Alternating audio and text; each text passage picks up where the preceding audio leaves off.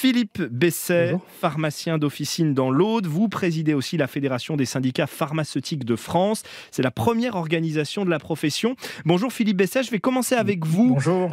Parce que les pharmaciens, on peut le dire, sont un peu à la pointe de la lutte avec des grèves déjà lancées. Samedi, un appel à la fermeture de toutes les officines qui devrait être très suivi. Premier coup de semonce avant un mouvement qui devrait encore prendre de l'ampleur en septembre. Alors pourquoi une telle colère parmi les pharmaciens, Philippe Besset? D'abord, peut-être une histoire récente qui est celle des fermetures d'officines. Dans les 15 dernières années, 4000 officines ont fermé.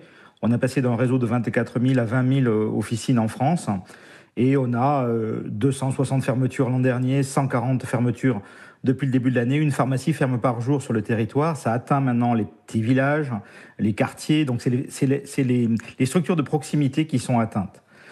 Et ça, c'est lié à une politique drastique sur le médicament. Et en même temps, nous, les pharmaciens ont, pendant la période, été incités, et nous avons accompagné ce mouvement, à devenir les acteurs du soin de premier recours, c'est-à-dire en fait la dernière porte de la santé dans les villages, dans une période de désertification médicale. Et donc nous faisons les vaccins, nous faisons les actes de premier recours, nous faisons de l'orientation. Donc c'est un changement de paradigme pour la pharmacie. Et c'est dans ce contexte difficile qu'il y a une mesure qui a mis le feu aux poudres. C'est la baisse des remises que pouvaient vous accorder jusque-là les laboratoires sur les médicaments génériques. Et donc la baisse de vos marges. Ça d'ailleurs c'est par décret, ça n'attendra pas le prochain budget. Et vous dites, il y a des officines qui n'y survivront pas. Exactement. Donc sur ce terrain très compliqué, le gouvernement fait le choix de redonner de la marge à l'industrie pharmaceutique. Et ça c'est incompréhensible parce qu'en fait, ça ne rapporte aucun argent à l'assurance maladie. Et alors qu'il y avait un système vertueux de transparence qui était mis en place avec ce système des remises, que je ne vais pas vous expliquer parce que ce sera un peu long, mais je pourrais y revenir si vous le souhaitez.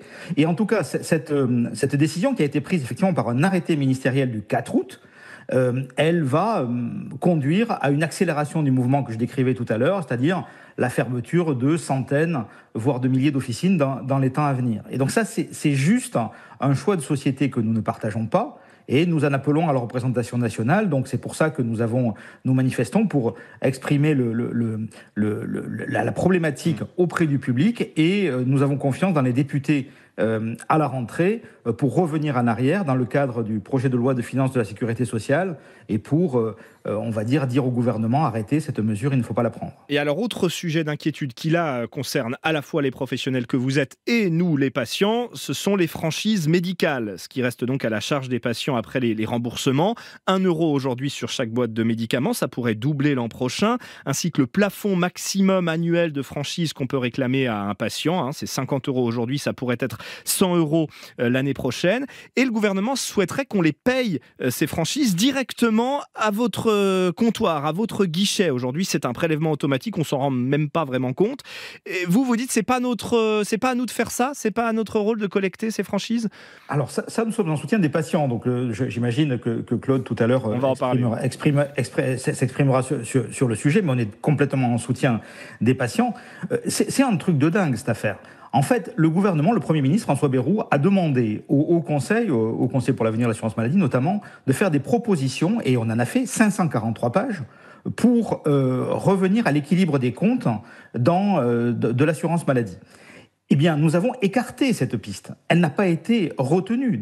Aucun des experts ne retient cette piste de la franchise. En fait, ce qu'il faut comprendre, c'est que la sécurité sociale, son principe, c'est on cotise selon ses besoins, selon ses moyens, et on consomme selon ses besoins. C'est-à-dire quand on est malade, et là c'est l'inverse.